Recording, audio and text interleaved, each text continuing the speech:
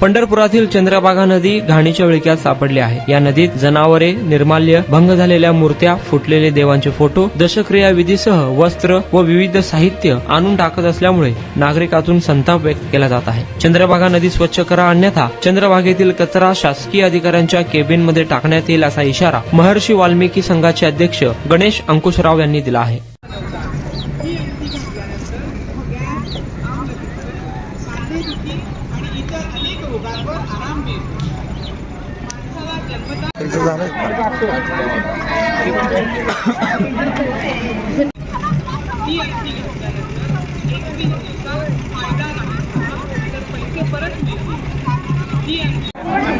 आपल्या श्रद्धेने दान करा, शंकरा अन्नजत्रा दान करा।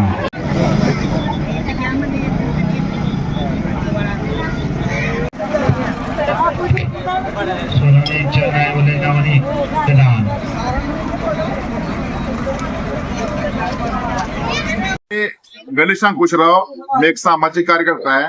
आज सप्लाय एकादशी आहे आणि आम्ही नित्य नियमानं चंद्रभागा, विठ्ठल मंदिर या परिसरात फिरत असतो, दर्शन घेत असतो।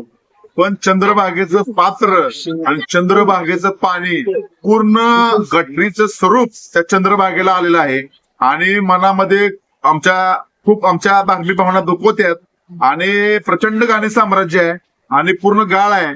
लवकरात लवकर या प्रशासनानं याची दखल नाही घेतली तर हा सगळा गाळ, ही घाण प्रत्येक ऑफिसमध्ये आम्हाला घेऊन फिरावं लागेल, आम्हाला आंदोलन करावं लागेल।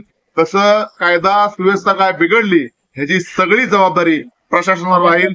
जय हिंद, जय वाल्मिकी, जय राघोजी, जय आदिवासी।